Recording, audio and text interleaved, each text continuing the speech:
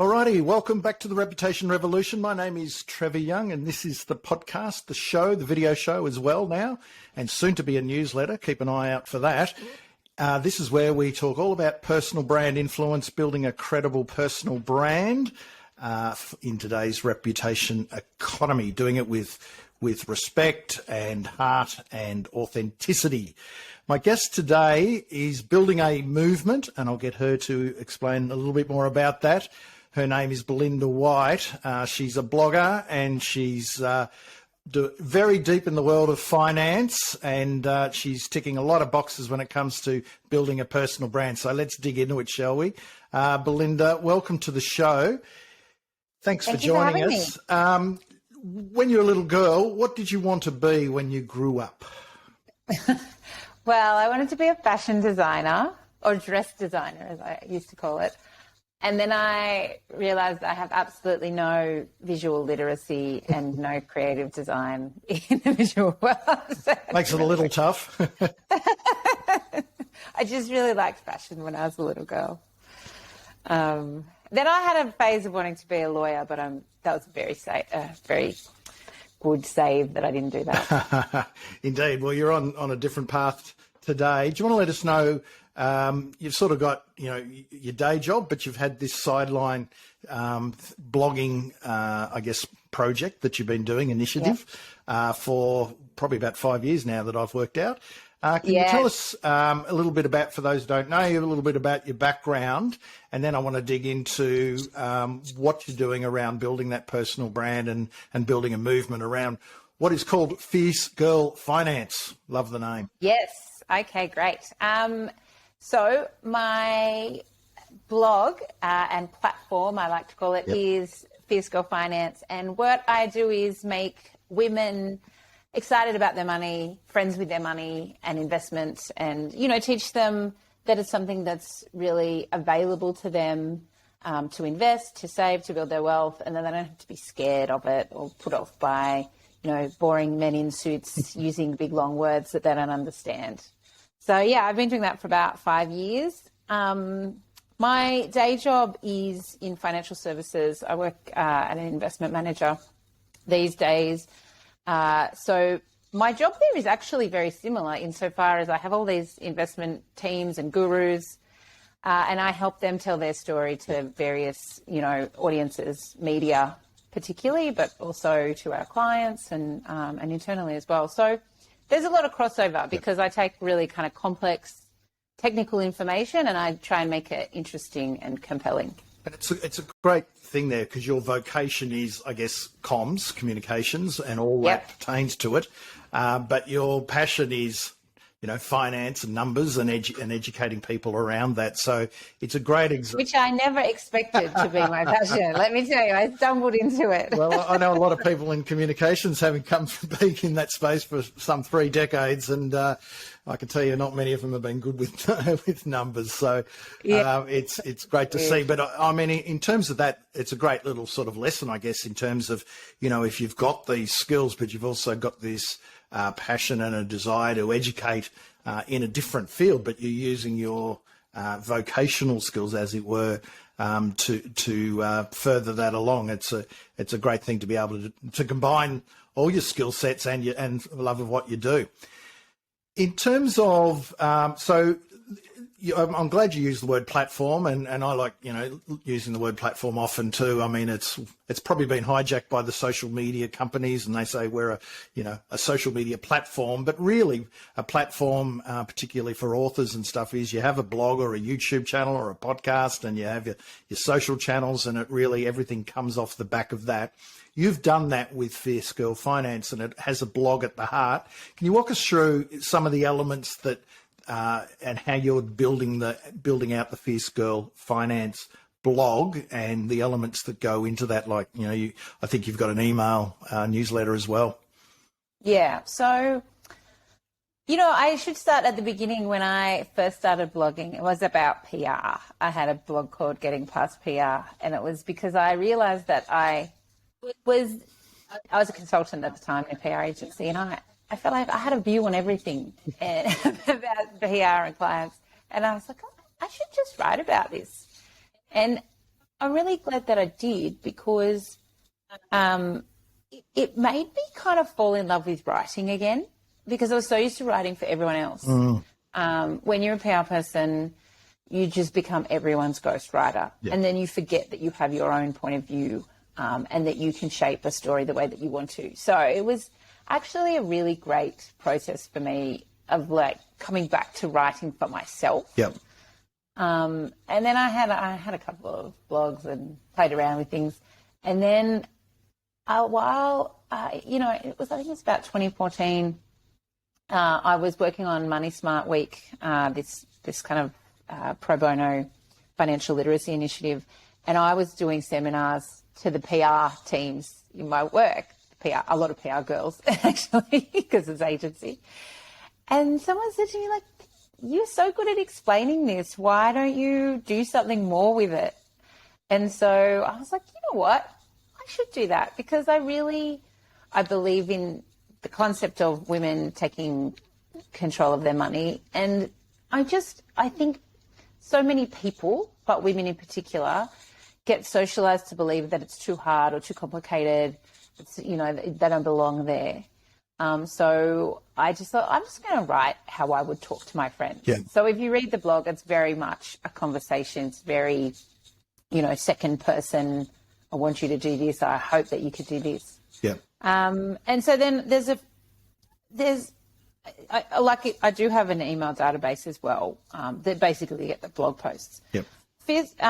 The Instagram is quite, I liked playing around with that. I've done bits and pieces with Instagram Reels, and Facebook is almost useless these days. It's like hygiene to have it, but nobody's on there. I don't put any money really into this, unless I absolutely have to, because I made a kind of deal with myself a while back that I didn't want to make money out of Fierce Girl Finance, because I don't want to be kind of compromised by sponsors or that kind of thing. But also it takes the joy out of it for me if I feel like I'm doing it, to impress people, to get particular numbers. I just want to do it because it's, my passion. So I do it all on a shoestring, and so I've got to rely on organic reach. So it's interesting you say that about Facebook, really, because, I know a lot of people now who have got Facebook, but I love it that you use the word hygiene. That's probably the way I look at it too, but I never thought of using that word to describe it. And that means, in the PR world, it's just, to have it as, because you're kind of expected there, you drop stuff up on it, but it's not something that you're going to, it's sort of more just general day-to-day stuff without, making it your main platform. Because you're right, people are there, but they don't get to see your stuff unless you pay for it. And, if you're doing something on the side, why would you just give it to Mark Zuckerberg?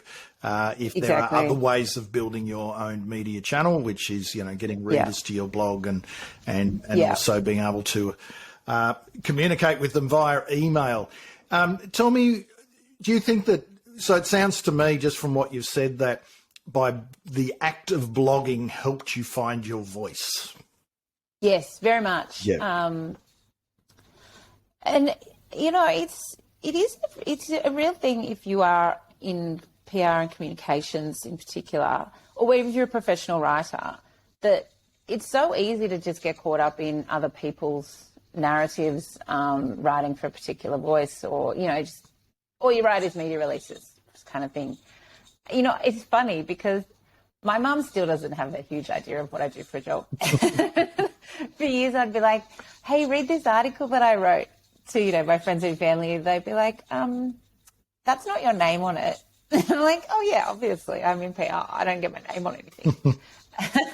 So it was actually, it was a really good process to be able to find my own voice, which is really the voice that I would use when I speak to people. But, obviously with a little bit more care and consideration. I'm also I'm a pretty ruthless editor of my own work. Like if in doubt, cut it out. So I will write and then I will cut. And I think that, you have to sort of be able to kill your darlings a little bit. Yes, absolutely. Kill your darlings. And yeah, if in doubt, leave out, the old newspaper saying. Yes. And I also have some draft posts that never went anywhere and just kind of went to the draft graveyard. But I think you raise a really good point there, Belinda, and that's, a lot of people who write, if they're in professional services or whatever, and their writing's probably going to be quite formal. And blogging is not about, in most cases, not about formality. It's about more conversational writing. I mean, I came from journalism and then PR, and I had probably a bit more of a formal style. And over the years, I became very maybe too conversational with my writing.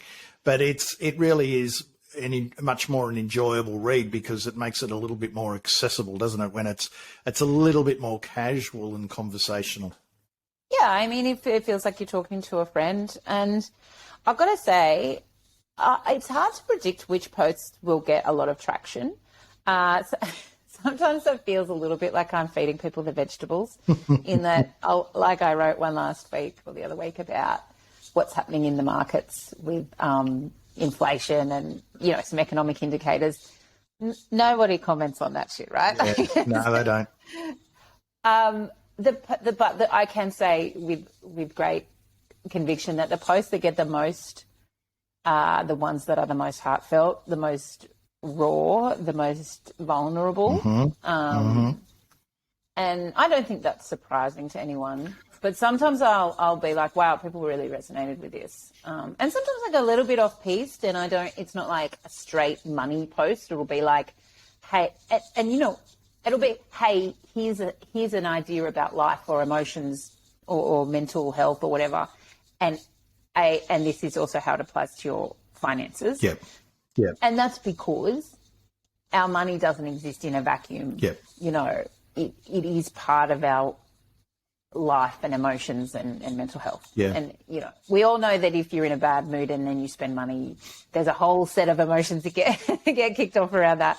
Indeed, particularly now online where you can just press a couple of links and all of a sudden, why did I spend that much? So I do find that the more honest and authentic and vulnerable that you can be, the more people respond. So tell me this, in terms of, when you get some people who write blogs and every post is trying to be a winner and SEO within an inch of its life, and, you're in finance and finance education and that side of things, which is, I would imagine, incredibly hard to win the SEO war on. How do you approach it? It is really, you write on things that are interesting to you? Or do you 100%. think about your audience first, even though it might not be interesting to you, and just do the basic stuff? Or walk us through your editorial strategy in that regard, and is SEO a thing for you as well? I think editorial strategy is a stretch. Basically, that is one of the reasons that I don't try and monetize my blog, because I don't want to be writing.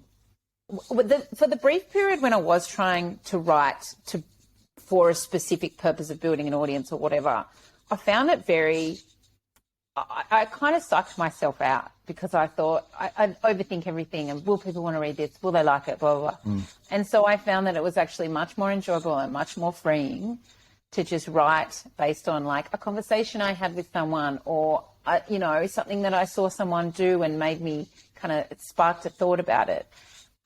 It's just insights that I have from life. Yep. And from, whatever I read online or whatever. And I find my SEO comes from the fact that I am writing in a very specific space. Like every time I'll tag, my post, there'll be the same things that come up over and over again. I'm talking about investment and finance and mortgages and whatever the terms are. So in a way, it does have its own SEO by just being really focused. Yes. But I don't write for SEO. For SEO, In that sense, because I don't have a commercial I don't have a commercial reason that I'm doing it. Yeah. And in terms of the, I guess, in that regard, do you stick to I guess, a publishing rhythm. Some people have to be quite rigid. Others are, I talk about planners versus pantsers. Do you fly by the seat of your pants or plan? Yeah, I'm definitely a pantser. Planner, definitely a pantser. Okay, I was thinking that. I mean, I'm like that with my whole life and my work.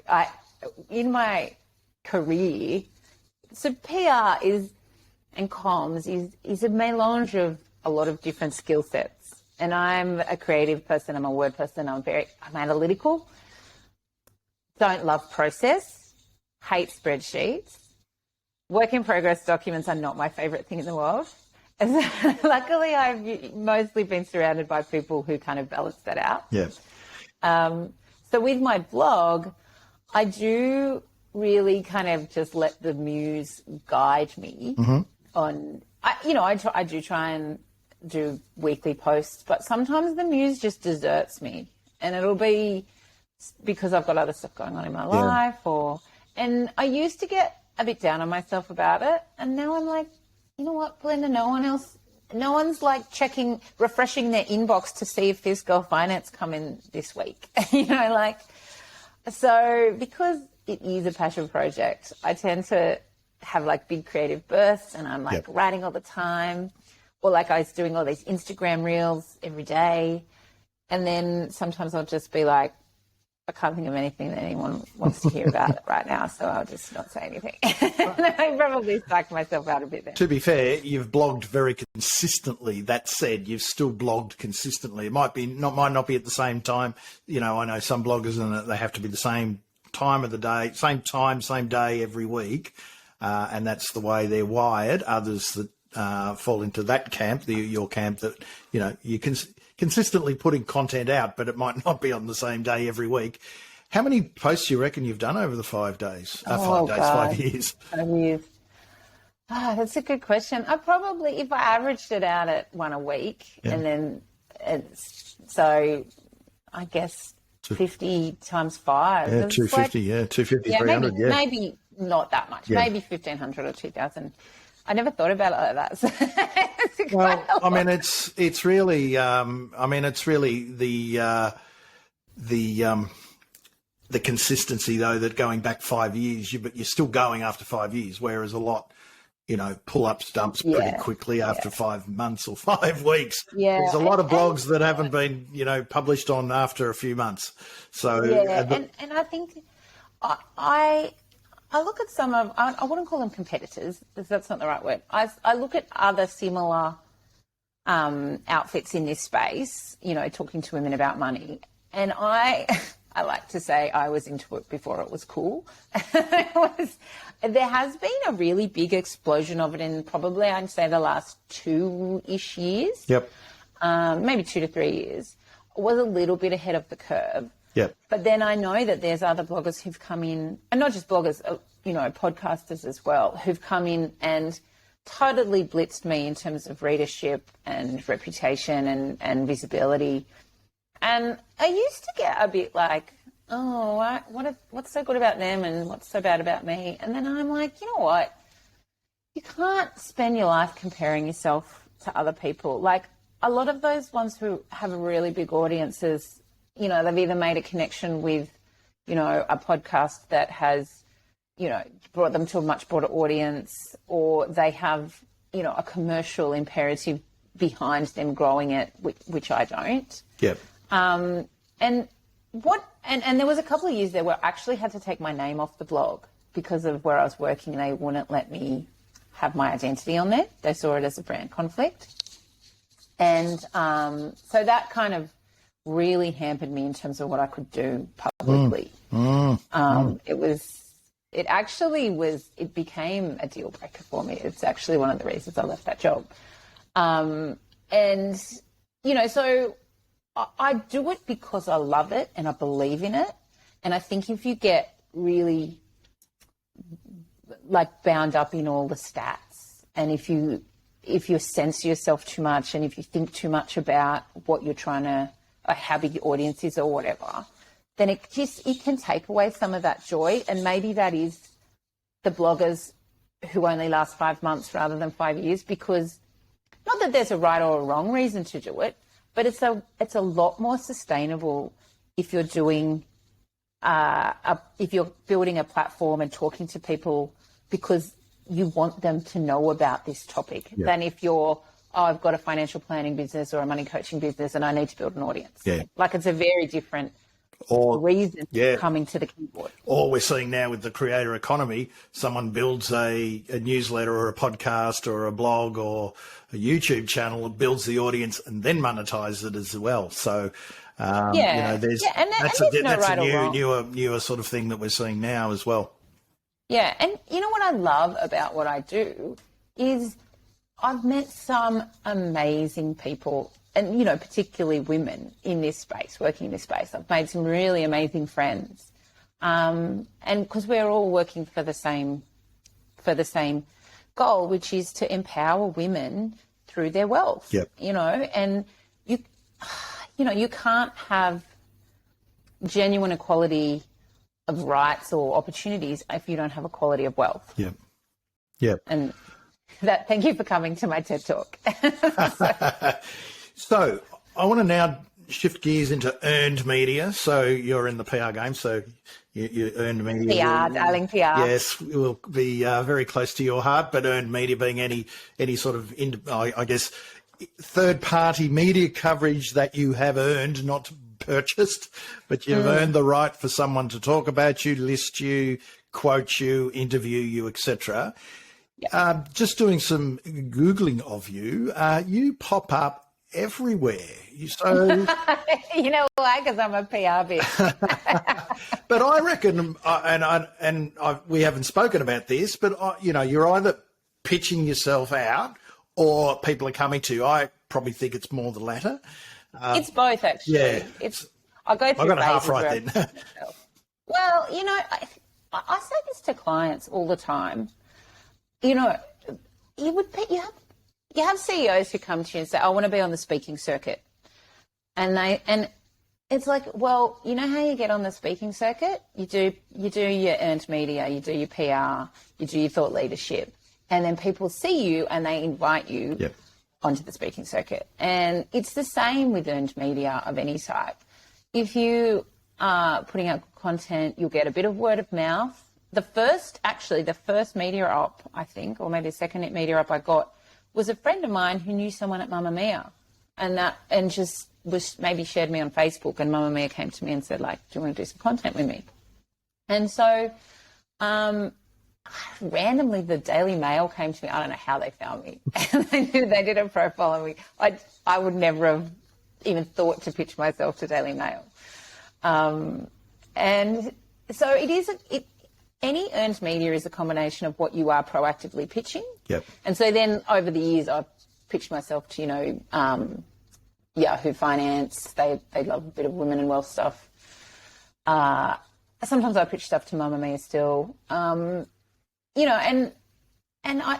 got to pitch yourself as well as then people see you, and it becomes a self-perpetuating cycle. Yep. And I think that if you're not from a PR and media background like I am, it might be a little bit opaque about how that kind of works, but it's a bit push and pull. The more you're out there, the more you get asked. Correct. And so I would say the same thing for me. So that's correct. You know, it is push and pull. So the pull is you're out there with the profile. People can see your bona fides. It's there in all the blog posts you do and the social media posts you do. And so if you get on people's radar that way, we know that works. And if you want to take it up a notch, well, then you start pitching a story idea. How do you go about pitching at the moment? You've obviously got the contacts. And then do you pitch story ideas, or just you generally, yes, I can write something for you, or do you go to them with specific ideas and they say yes or no? Mostly, for example, Financy, I'll write a post and I'll say, hey, are you interested in this? And she'll sort of top and tail it for her audience. Yep. and then use it that way. A couple of things with Mamma Mia I've done bespoke for them. Sometimes they've just reblogged me. Yep. So it's a bit of a combination, really. Because I am like a pen for hire, I can kind of do whatever people need. Yep. Which, is a good skill to have. But I mean, I would say if for anyone that's out there trying to build their profile, if you get to know a few key publications in your space, you'll know what they want. Yes. You'll know what works for them. And the thing that I can't communicate this strongly enough.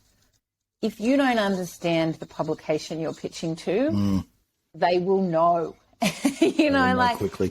It's the first rule of PR. Like, journalists hate. Like, I've got a friend who runs like a HR recruitment publication. She'll get, you know, PR girls ring up and go, or guys, you know, they put the juniors on the phone and go, I've got this story about this new pet food. I just wondered if you're interested. Like, that's it.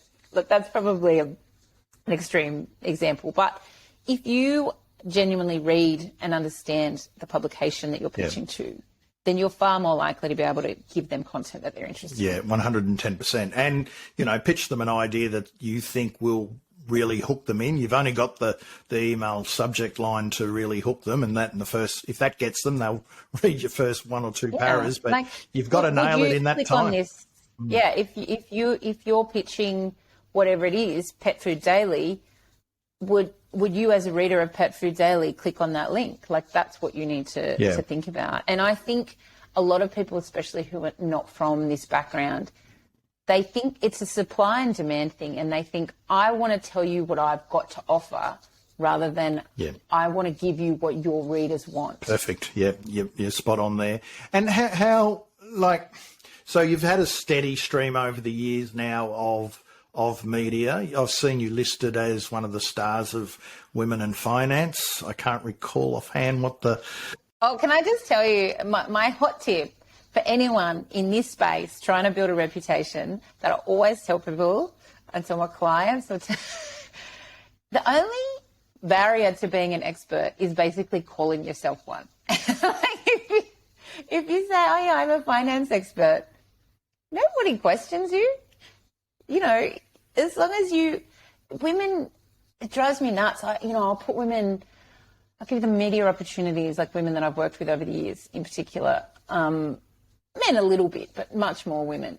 You'll be like, oh, I've got this op for you. Do you want to speak on topic X? And they'll be like, oh, I don't know. I'm not really I don't know if I'm an expert enough on it. And I'm like, trust me, you're an expert.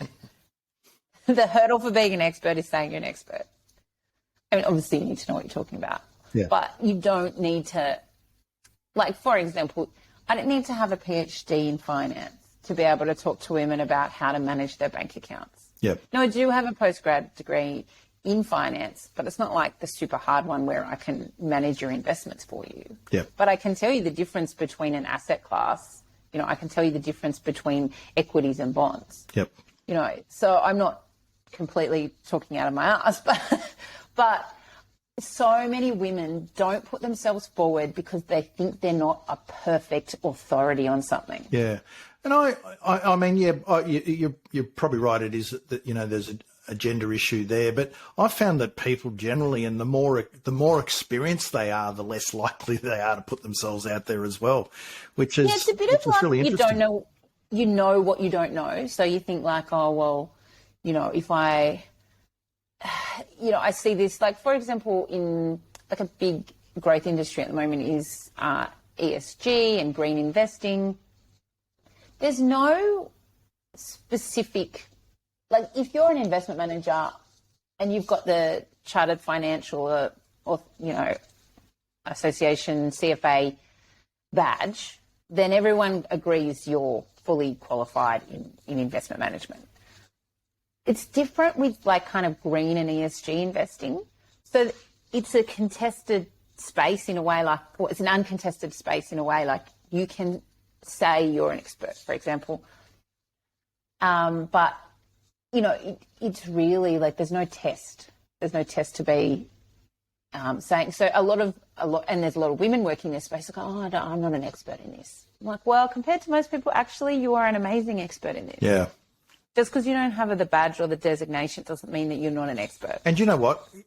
And the best thing about confidence, and maybe sometimes, you know, pitching in and doing the media stuff can be a roadblock, really, you know, if it's done too early, and maybe just the writing and finding your voice is a really good way to, you know, whatever the topic is, you know, I agree. show and demonstrate that you know what you're talking about, and that way you don't have to tell, because you can say, well, have a look at all my stuff. Bona fide, I've been writing on this for, a year. And that makes it, I guess, when a journalist goes to check you out too, do you come up in their eyes? Because they don't want to make a mistake and put, someone on who doesn't know what they're talking about as well. So what sort of proof points have you got, whether it's on your LinkedIn page and you're sharing good content there, or whether you've got a blog on medium.com or on the company page or your own or whatever? These things are really good pointers for journalists. So if you are, concerned, you're someone who's pitching out, but you're a bit concerned that you might get, in air quotes, found out. I always think that having that owned media channel, which you've done with your blog, is a terrific way to build that confidence, particularly not just for yourself, but confidence for the journalist or the podcaster if they're going to be interviewing you, that you know your stuff. Yeah, I mean, your content will speak for itself in terms of your level of credibility and your level of expertise. And I'm not saying like you should be a charlatan and, just make stuff up. Yeah. I'm just saying that a lot of people don't recognise their own level of expertise because they work in it or they operate in it all the time. So often to them seems like everybody knows this. Yeah, yeah. Like I can't tell you how many people like I talk to about, for example, just create. I think it's the term that Scott Pate, the Barefoot Investor, uses is buckets or something. But just managing your bank accounts in a way that helps you with your cash flow, right? It can be life-changing for people, And if I spent all my life thinking like, well, I'm not a banking specialist or I'm not a financial advisor, then I wouldn't go around and share that information of like, hey, here's a thing that I learned from a money coach and you might find it helpful too. I'm not out there giving personal advice. I'm not telling you to invest in company A over company B or invest in asset class A over asset class B. I'm just saying this is what asset class A is. This is what this asset class is. You make your own decision. I'm here to educate you. Yep. So if you come from it as an education point of view, then that's what, that's how you can work effectively, especially in a regulated industry like finance. Yeah. And I guess, there's not much new stuff in finance, really. A lot of, there's so much. There's just new ways to explain it and new voices.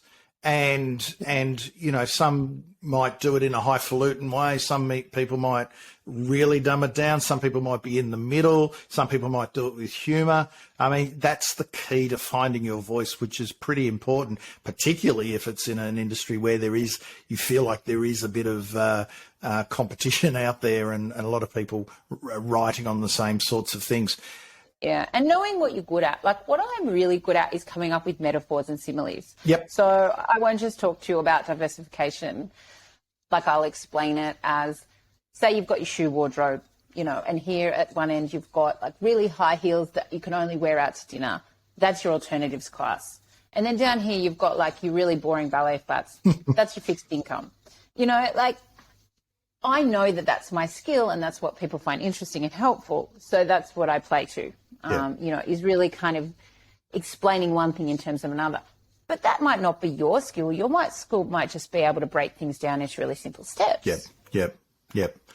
No, it's true. And then, if you've got frameworks and models on top of that, that makes it even better. But you're right. It's the way that you explain it and explaining it that way over and over again through different mediums as well.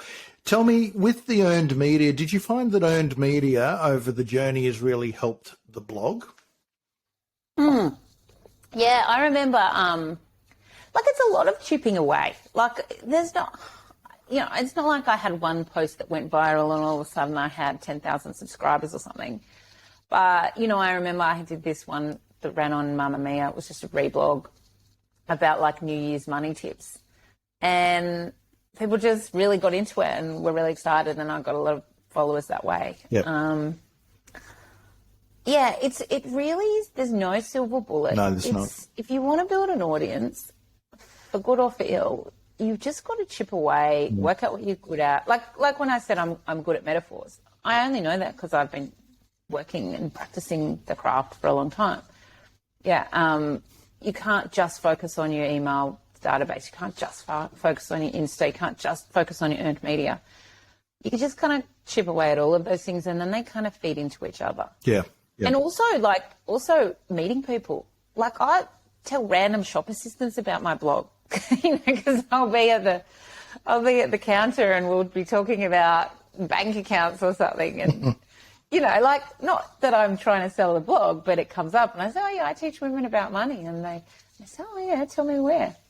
And I think that's the key, is that always sort of being, everyone's an influencer, so you don't know if that shop assistant has actually, got a decent Twitter account or something and can go and check you out. And I guess the other part of it is that I like that you've said that even with the earned media, it's not a silver bullet. I think too many people, and we've both been in the industry for a very long time, but, particularly when you're dealing with, experts and thought leaders and people who, want to put their personal brand out there, or CEOs and leaders, and they think that, I've just got this coverage that's going to be great. It's just one part of a patchwork quilt of things. It really is. I remember Tim Ferriss once saying that he got an article in the New York Times, I think it was probably around the 4-hour work week, and he said it didn't even move the needle on sales of the book. But then he got something in TechCrunch, I think it was, and it just went nuts. So sometimes... I met this blogger, a guy, Steve Camp, who's a fitness blogger, and I followed him years ago, and we ended up meeting up for drinking randomly in Paris. Long story. But... And he said the same thing for him. Like, he just did this one particular guest post on someone else's blog, and it just totally just put a rocket under his readership base. Just real. And I think guest posts are a really good example as well of earned media. Yeah. That probably get, I don't know, they were really cool a while back when backlinks were all a thing, but guest posting or reblogging.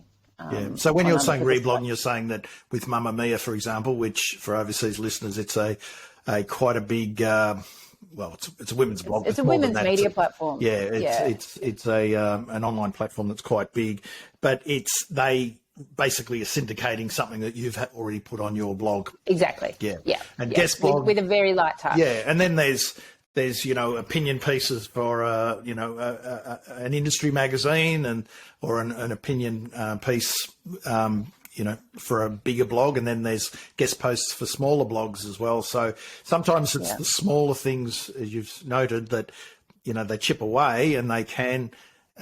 We call it the rolling thunder strategy. You build up, and you start with smaller, and sometimes that might end up in something bigger. But it's better than just trying to throw all your and you can't predict it into the big basket. Yeah, you can't predict it. Like, if I get one of my internal clients into the financial review, it's great for me. I look like a hero. Does it get more money in the door for them that day? No. Does it help build their profile as a credible influencer over time? Yes. Does it make them look amazing next time they get Googled? Yes. It's valuable, but it's also valuable doing the chipping away at the trade media day in, day out. Yeah, 100%. What's the end game then? You've done some events as well, so really from blogging. My first and only live event was literally, I think it was like the 5th of March 2020, 2 weeks before lockdown. Oh no, that was literally face to face, was it? Yeah, I had the banner made. Oh my God, the wine and cheese. It was a great success, and that was the last time I did. First, so you just beat lockdown. That would have been just before lockdown. I just beat it by a couple of weeks. Whoa! And then walk me through that. I mean, that's a big thing to do? Is it a ticketed event? Yeah, I mean it was good because I did it with some industry contacts / friends that I have. So I had a panel and I did a bit of a presentation. I press ganged a bunch of my friends to come along and their friends, and also obviously Fierce Girl followers. It was really fun. I think it worked in terms of I got the venue for free, which was provided by another financial services company. They already just have an event space, so they gave it to me. It was really good. It was really engaging. It was just like amazing but terrible timing. Yeah. And I just think in-person events. Actually, I sat down with one of the women who did that with me. I sat down with her about 3 or 4 weeks before last lockdown and said, let's do another event soon. I should not plan any events. Don't go organising any more events. You have the power. I actually went ahead and did some webinars in the last lockdown as a kind of experiment. Yep. And, the first one was really popular. It was more general, as like money management, kind of cash flow management. The next two were progressively less popular, I think, because I got more and more specific on the topics, which is fine, right? Like that's really counter, though. I mean, a lot of people say it's the other way around. You've got to be really specific to get your right audience. So that's interesting. Well, I mean, there's a lot of people, women, who want insight and help with how to improve their everyday. It's called like Get Your Shit Together with Money. Yeah. But, like in a sales cycle, only a few people at any given time are interested in how to get a mortgage or their superannuation, or it's really hard to get people excited about super. But I just accept that. Yeah, but I guess that's, so the example there is, you start blogging, things happen, you get to meet people, you get speaking opportunities, you create your own events, you can do webinars. But, apart from the blogging, there's, being on LinkedIn and Instagram and maybe Facebook if you want to put a bit of coin behind it to get it going. But that's really the whole of the pie, isn't it, for you? What's the end game for you then? What do you think? Do you want it to go into something bigger, or it sounds like you're just happy for it to cruise along? Or I really love doing events. Like I love teaching in person. I would like to do more actual in-person events and seminars and that kind of thing. I think partnerships are really good. Like I've spoken at a couple of events organised by other kind of initiatives in this space. I'm doing some pro bono work here and there. So I wouldn't say I have an end game.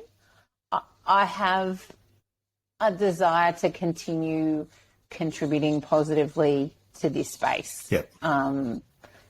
It's when you work in finance and PR, you don't really feel like you're saving the world.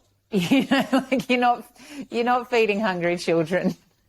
So for me, having a side hustle where I can have a positive impact and feel like I've maybe improved a few people's lives, I think that's what gives you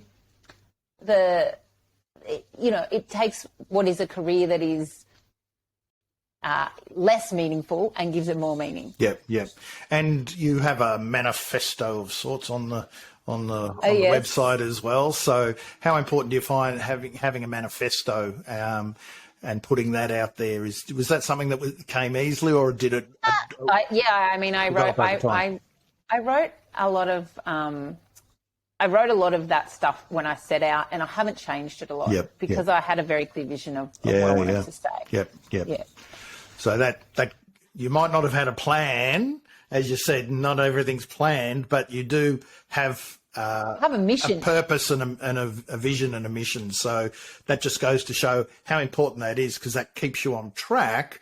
But even though the content you're creating and the ideas and the headlines and the hooks and the angles might be a little bit last minute. So I would probably think that because you are so mission driven in that regard, when you do come up with a story idea or an angle for a blog post, it just becomes a natural process.